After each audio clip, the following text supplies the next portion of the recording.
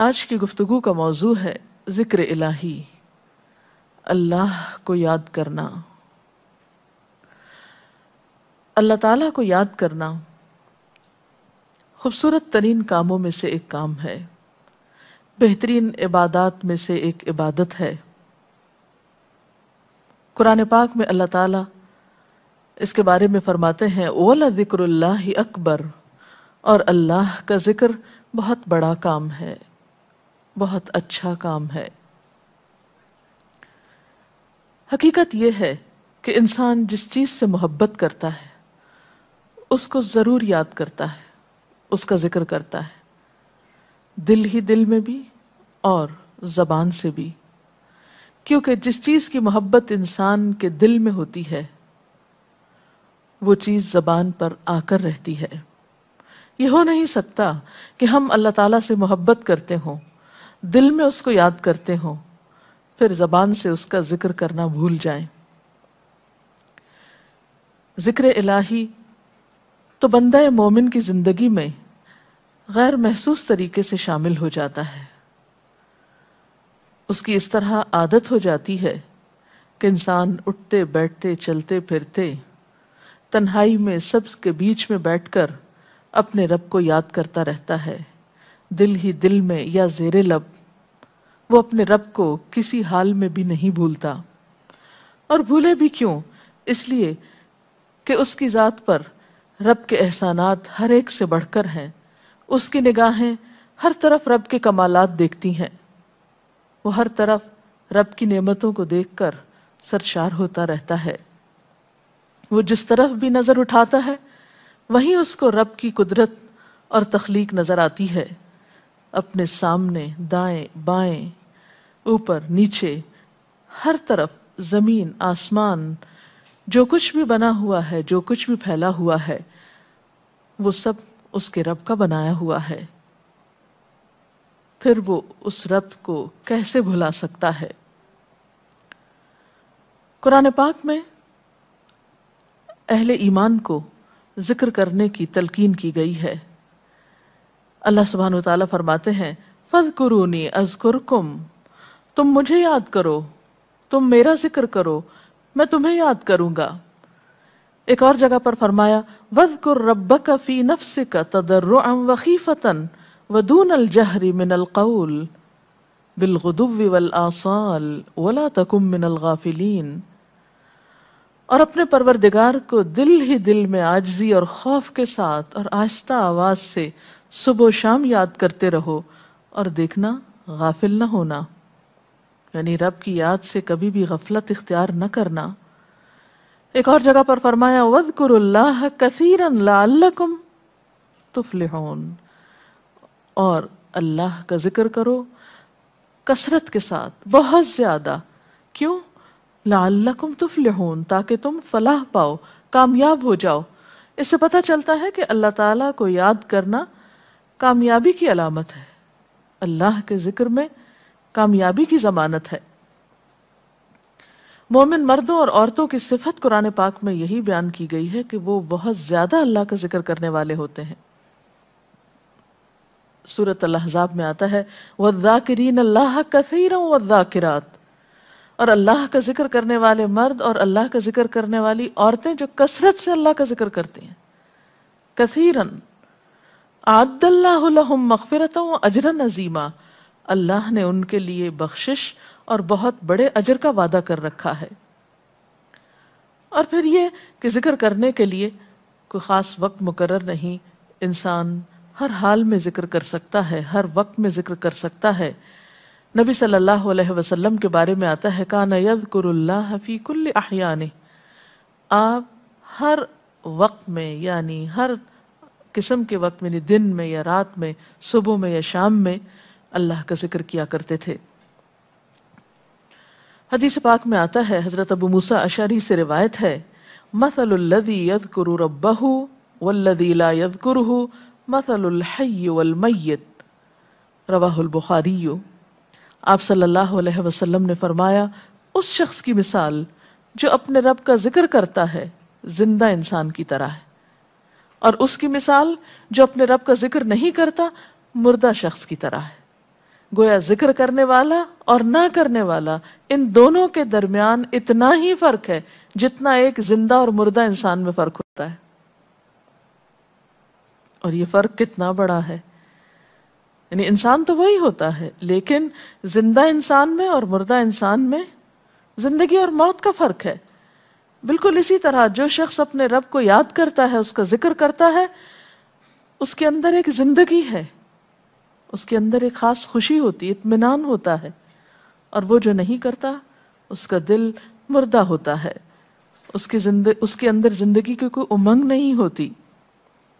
ایک اور حدیث میں آتا ہے، نبی صلی اللہ علیہ وسلم نے فرمایا، اللہ تعالیٰ فرماتا ہے میں اپنے بندے کے خیال کے مطابق ہوتا ہوں یا خیال کے ساتھ ہوتا ہوں. جو خیال وہ میرے بارے میں رکھتا ہے میں اسی کے مطابق اس کے ساتھ معاملہ کرتا ہوں، اور میں اس کے ساتھ ہوتا ہوں جب وہ مجھے یاد کرتا ہے. گویا ذکر کرنے والے اللہ کی مدد کے مستحق ہوتے ہیں. یعنی اللہ ایسے بندوں کے ساتھ ہوتا ہے جو ذکر کرتے رہتے ہیں. اگر وہ مجھ کو اپنے دل میں یاد کرتا ہے تو میں بھی اس کو اپنے دل میں یاد کرتا ہوں، اور اگر وہ مجھے کسی جماعت میں بیٹھ کے یعنی کسی گروپ میں یعنی کہ پبلک میں بیٹھ کے یاد کرتا ہے تو میں اس کو اس سے بہتر جماعت میں یاد کرتا ہوں، یعنی فرشتوں کی جماعت میں یاد کرتا ہوں. تو گویا فَاذْكُرُونِی أَذْكُرْكُمْ، تم مجھے یاد رکھو میں تمہیں یاد رکھوں گا. تو جو شخص بھی یہ چاہتا ہو کہ اللہ تعالیٰ اس کو یاد رکھے، اس کی مشکل میں اس کی مدد کرے، تو اس کے لیے کیا ضروری ہے کہ پھر وہ ذکر کرتا رہے. اور ذکر تمام عبادات کو خوبصورت بناتا ہے. مثلا روزہ رکھنا ایک عبادت ہے، لیکن جس روزے میں ذکر الہی ہو اس کا اجر و ثواب کئی گنا بڑھ جائے گا. حج ایک عبادت ہے بذات خود، حج کا سفر ایک عبادت ہے، لیکن اس سفر میں انسان اگر ذکر الہی کرتا رہے تو اسی حج کا ثواب کئی گنا بڑھ جائے گا. اور نماز تو سراسر ہے ہی اللہ کی یاد کا نام. اقم الصلاۃ لذکری، نماز قائم کرو میری یاد کے لیے. اللہ کے ذکر کا بہترین طریقہ ہے. ایک اور موقع پر آپ صلی اللہ علیہ وسلم سے جب یہ پوچھا گیا کہ سب سے اچھی نماز کس کی، سب سے اچھا روزہ کس کا، سب سے اچھا حج کس کا، سب سے اچھا مجاہد کون، تو آپ صلی اللہ علیہ وسلم نے ہر بار یہی جواب دیا کہ جو اپنے ان کاموں میں ذکر الہی کثرت کے ساتھ کرے. اور ذکر کرنے والے ہر میدان میں آگے نکل جاتے ہیں. حدیث پاک میں آتا ہے نبی صلی اللہ علیہ وسلم نے فرمایا مفردون سبقت لے گئے. لوگوں نے پوچھا کہ یہ مفردون کون ہیں؟ فرمایا وہ مرد جو کثرت کے ساتھ اللہ کا ذکر کرتے ہیں اور وہ عورتیں جو کثرت کے ساتھ اللہ کو یاد کرتی ہیں. اور یہاں آپ نوٹ کر رہے ہیں خاص طور پر مردوں کے ساتھ ساتھ عورتوں کا ذکر بھی ملتا ہے. حضرت عبداللہ بن بصر فرماتے ہیں کہ ایک شخص نے عرض کیا یا رسول اللہ صلی اللہ علیہ وسلم، بے شک اسلام کے احکام مجھ پر بہت ہیں، یعنی ذمہ داریاں بہت ہیں، کرنے کے کام بہت ہیں. آپ مجھے کوئی ایسی بات بتائیں جسے میں اپنے لیے لازم کر لوں، یعنی میرے لیے آسان ہو اور میں پابندی سے کر سکوں. تو آپ صلی اللہ علیہ وسلم نے فرمایا لا یزال لسانک رطبا من ذکر اللہ، کہ ایک چیز پابندی سے پکڑ لو، اور وہ کیا کہ تیری زبان ہمیشہ اللہ کے ذکر سے تر رہے، ہر دم اللہ کو یاد کرتے رہو. اور یہ ایک حقیقت ہے کہ انسان کوئی بھی کام کر رہا ہو، مثلا خواتین کھانا پکا رہی ہیں، گھر صاف کر رہی ہیں، واک کر رہی ہیں، کوئی بھی کام کر رہی ہیں اس طرح کا، تو اس میں ساتھ ساتھ اللہ کی یاد کرتی رہیں. سبحان اللہ، الحمدللہ، اللہ اکبر، استغفر اللہ، لا الہ الا اللہ، ان اذکار کا ورد کرتے رہیں، تو اس میں کام بھی ہوتا رہے گا اور اس کے ساتھ ساتھ اللہ کی یاد بھی ہوتی رہے گی. خصوصی طور پر دو کلمات ایسے ہیں جن کے بارے میں بہترین اجر کی خوشخبری سنائی گئی. آپ صلی اللہ علیہ وسلم نے فرمایا کلمتان، دو کلمات ایسے ہیں خفیفتان علی اللسان، جو زبان پہ بہت ہلکے ہیں، یعنی پڑھنے میں کچھ مشکل نہیں، ثقیلتان فی المیزان، میزان میں بہت بھاری ہیں، حبیبتان الی الرحمن، رحمان کو بہت محبوب ہیں، اور وہ کیا ہیں؟ سبحان اللہ و بحمدہ، سبحان اللہ العظیم. چلتے پھرتے، اٹھتے بیٹھتے، کام کاج کرتے، تسبیح پڑھتے رہنا، ذکر کرتے رہنا، انسان کے دل کو جہاں اطمینان بخشتا ہے وہاں اس کے کام کو آسان بھی کر دیتا ہے اور اللہ کی مدد بھی ساتھ ہوتی ہے۔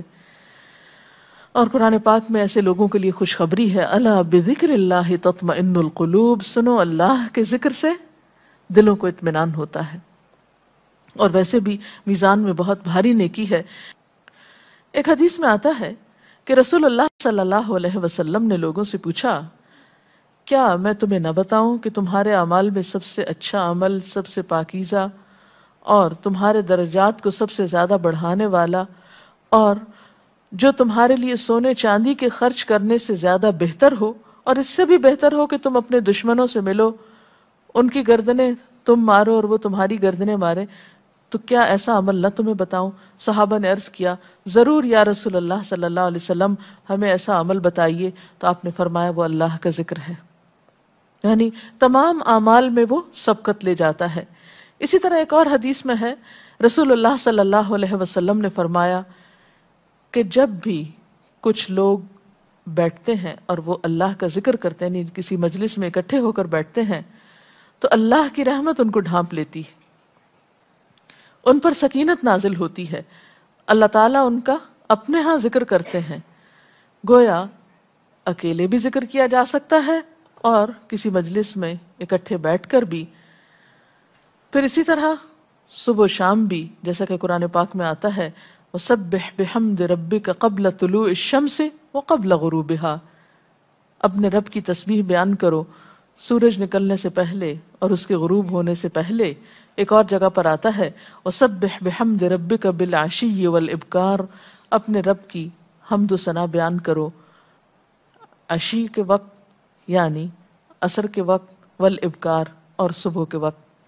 عشی کا لفظ جو ہے یہ زوال شمس سے غروب شمس کے درمیانی وقت کو کہتے ہیں۔ پھر اسی طرح انبیاء علیہ السلام کے بارے میں ہم دیکھتے ہیں، حضرت داؤد علیہ السلام بہت خوبصورت آواز سے، بہت خوبصورت انداز میں اللہ تعالیٰ کا ذکر کیا کرتے تھے۔ نبی صلی اللہ علیہ وسلم نے ایسے لوگوں کے بارے میں بہت خوشخبریاں دی ہیں، اور سب سے بڑی خوشخبری کیا ہے کہ خود اللہ تعالیٰ کا تقرب انسان کو حاصل ہوتا ہے، انسان کے گناہوں کا کفارہ ہوتا رہتا ہے، اور بعض اذکار جو بظاہر تو بہت معمولی نظر آتے ہیں لیکن ان کا اجر و ثواب اتنا ہے کہ انسان حیران ہوتا ہے کہ اتنے کم کلمات کے بدلے اتنا بڑا ثواب۔ جیسے نبی صلی اللہ علیہ وسلم نے فرمایا کہ الحمدللہ کہنا میزان کو بھر دیتا ہے۔ اب الحمدللہ دو لفظ ہیں، لیکن جو شخص دل سے اس کو ادا کرتا ہے تملا المیزان، میزان بھر جاتا ہے اس سے۔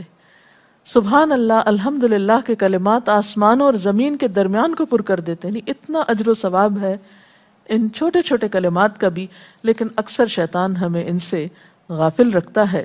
تو ضرورت اس بات کی ہے کہ ہم کثرت کے ساتھ اللہ کو یاد کرنے والے ہوں، تاکہ ہمارے دین و دنیا کے کام سنور جائیں اور آخرت میں اللہ کے محبوب اور مقرب بندوں میں ہمارا شمار ہو۔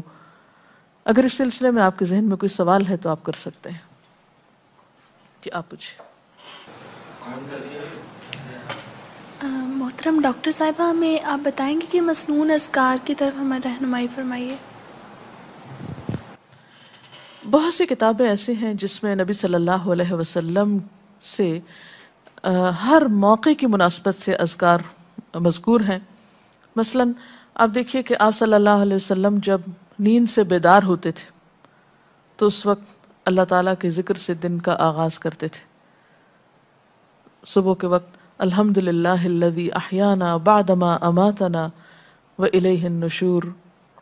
پھر اسی طرح بستر سے اٹھنے کے بعد انسان اپنے قضاء حاجت کے لیے اگر واش روم میں جاتا ہے تو اس وقت بیت الخلاء میں داخل ہونے کے وقت کا ذکر ہے۔ پھر بیت الخلاء سے باہر آنے کے وقت نبی صلی اللہ علیہ وسلم جب تہجد کے وقت اٹھتے تھے تو وضو سے پہلے آسمان کی طرف نگاہ اٹھا کر سورۃ آل عمران کی آخری آیات پڑھا کرتے تھے۔ پھر اسی طرح سحری کے وقت خاص طور پر استغفار کا حکم ہے۔ پھر انسان وضو کرتا ہے تو وضو سے قبل اور وضو کے آخر میں ذکر بتایا گیا، اور وضو کے آخر کا ذکر سبحانک اللہم و بحمدک اشہد ان لا الہ الا انت استغفرک و اتوب الیک کا اتنا ثواب بتایا گیا کہ ایسے شخص کے لیے جو پابندی کے ساتھ یہ ذکر کرتا ہے اس کے لیے جنت کے 8 دروازے کھل جاتے ہیں۔ پھر اسی طرح جب انسان گھر سے نکلتا ہے، مسجد کی طرف جاتا ہے، مرد حضرات، تو گھر سے نکلنے کے وقت کی دعا ہے، پھر اسی طرح راستے میں پڑھنے کی، پھر مسجد میں داخل ہونے کی، پھر مسجد کے اندر، پھر مسجد سے باہر نکلتے وقت، پھر دوبارہ گھر آتے ہوئے بازار سے اگر گزرتا ہے تو اس وقت کا ذکر ہے، پھر گھر میں داخل ہونے کا ذکر ہے، پھر اگر کچھ کھا رہا ہے انسان تو بسم اللہ پڑھ کر کھانے کا آغاز کرتا ہے اور الحمدللہ کے ساتھ پھر اختتام کرتا ہے۔ پھر اسی طرح چھینک آنے پر ذکر ہے، پھر مرغا اگر آذان دیتا ہے تو اس وقت کا ذکر ہے، پھر مؤذن کی آذان سن کر انسان اس کو جواب دیتا ہے، اس کے بعد کا پھر ذکر ہے۔ پھر اسی طرح انسان کسی کے ساتھ جب معاملہ کرتا ہے، کہیں وعدہ کر رہا ہے تو اللہ کو یاد کرتا ہے انشاءاللہ کہہ کے، پھر اسی طرح کوئی اچھی چیز دیکھتا ہے ماشاءاللہ کہتا ہے، کہیں استغفر اللہ کہتا ہے۔ تو بندہ مومن کی زندگی کا کوئی مقام اور کوئی موقع ایسا نہیں جس کے بارے میں نبی صلی اللہ علیہ وسلم نے کوئی نہ کوئی خوبصورت انداز کا ذکر نہ سکھایا ہو۔ حتیٰ کہ انسان شام ہوتی ہے تو پھر صبح و شام کے اذکار ہیں، پھر اسی طرح ہر نماز کے بعد کے اذکار ہیں، تسبیحات ہیں، پھر بستر میں جاتے وقت کی دعا ہے، پھر اسی طرح اگر آپ کسی بیمار کی عیادت کرنے کے لیے گئے ہیں تو اس وقت کی دعا ہے، اگر کوئی بیمار ہو جاتا ہے تو اس کے اوپر پڑھی جانے والی دعائیں ہیں۔ یعنی کوئی بھی زندگی کا گوشہ ایسا نہیں جس میں ذکر الہی کی طرف ہمیں متوجہ نہ کیا گیا ہو۔ اور حقیقت یہ ہے کہ انسان جب اس دنیا سے رخصت ہوتا ہے اور اگر لا الہ الا اللہ پر اس کی موت آتی ہے تو انشاءاللہ اس کے لیے بشارت ہے جنت میں جانے کی، لیکن یہ اسی وقت ہو سکتا ہے جب ہم اپنے عام حالات میں ذکر کے عادی ہوں۔ یہ نہیں ہو سکتا کہ عام طور پر ہم غافل رہیں اور اچانک موت کے وقت ہمیں یاد آ جائے۔ اور بات یہ ہے کہ جس خیر پر انسان دنیا سے رخصت ہوتا ہے اسی پر پھر قیامت کے دن اٹھایا جائے گا، اس لیے ذکر کو اپنی عادت میں شامل کر لینا چاہیے۔ جی آپ پوچھیے۔ ذکر اور دعا میں کیا فرق ہے؟ کیا دعا بھی ذکر میں شامل ہے یا ذکر اور دعا دو مختلف چیزیں ہیں؟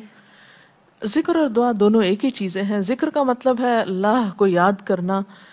بعض اوقات انسان صرف دل میں یاد کرتا ہے، زبان سے نہیں بھی دہراتا تو وہ بھی ذکر شمار ہوتا ہے۔ بعض اوقات انسان کوئی مسنون کلمات کہتا ہے، بعض اوقات اللہ تعالیٰ کی تعریف اپنی زبان میں بیان کرنا، یہ بھی ایک طرح سے ذکر کرنا ہوتا ہے۔ اور دعا میں خاص طور پر کسی چیز کا مطالبہ کیا جاتا ہے، یہ کچھ مانگا جاتا ہے اللہ تعالیٰ سے۔ یعنی ہر دعا ذکر ہے لیکن ہر ذکر دعا نہیں ہوتی۔ ذکر کی کئی قسمیں ہیں جن میں سے ایک دعا بھی ہے۔ جی آپ پوچھیں۔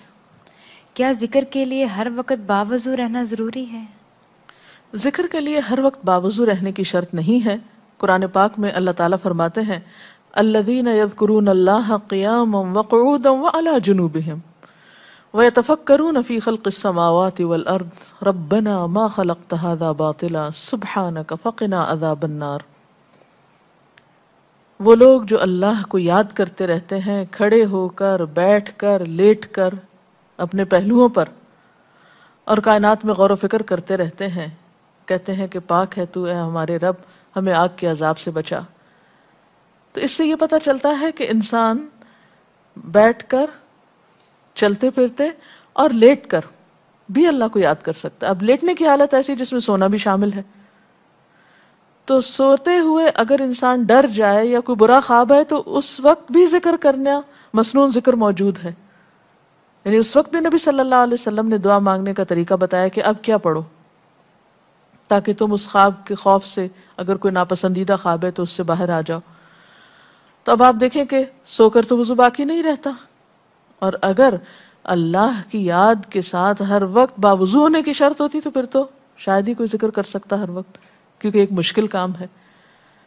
وضو نماز کے لیے شرط ہے، نماز وضو کے بغیر نہیں ہوتی، لیکن ذکر آپ وضو کے بغیر کر سکتے ہیں، اور اس میں درود شریف بھی شامل ہے، آیت کریمہ بھی شامل ہے۔ ہاں افضل ہے اگر آپ کو توفیق اللہ نے دی کہ آپ وضو کے ساتھ ہیں اور وضو کے ساتھ ذکر کریں، لیکن اگر باوضو نہیں ہے تو ذکر سے آپ کو کوئی چیز روک نہیں سکتی، الا یہ کہ آپ بیت الخلاء میں ہیں، اس وقت ذکر نہیں کرنا چاہیے۔ ادروائز آپ عام روٹین کے نارمل کاموں میں اللہ تعالیٰ کو یاد کر سکتے ہیں، خواہ وضو سے ہوں یا بغیر وضو کے ہوں۔ جی آپ قرآن پاک جو ہم پڑھ رہے ہوتے ہیں تو کیا ضروری ہے کہ ہم بہت پراپرلی بیٹھ کر پڑھیں یا ہم ٹیک لگا کے یا ہم اپنے بستر پہ بھی پڑھ سکتے ہیں؟ افضل تو یہی ہے، پسندیدہ یہی ہے کہ انسان با ادب بیٹھے، لیکن اگر آپ قرآن پاک کا کچھ حصہ زبانی یاد کیے ہوئے ہیں، کچھ صورتیں ایسی آپ کو آتی ہیں اور آپ چلتے پھرتے ان کی دہرائی کرنا چاہتے ہیں تو ایسا بھی کر سکتے ہیں۔ اجتماعی ذکر کی کیا کیا صورتیں ہو سکتی ہیں؟ اجتماعی ذکر میں قرآن پاک کا پڑھنا، پڑھانا، سیکھنا، سکھانا، اس کو یاد کرنا، یہ تمام چیزیں آتی ہیں۔ اس کے ساتھ ہی آج کا پروگرام کا وقت ختم ہوتا ہے، اجازت چاہتے ہیں۔ السلام علیکم ورحمۃ اللہ وبرکاتہ۔ اللہ اکبر، اللہ اکبر، لا الہ الا اللہ، واللہ اکبر، اللہ اکبر وللہ الحمد۔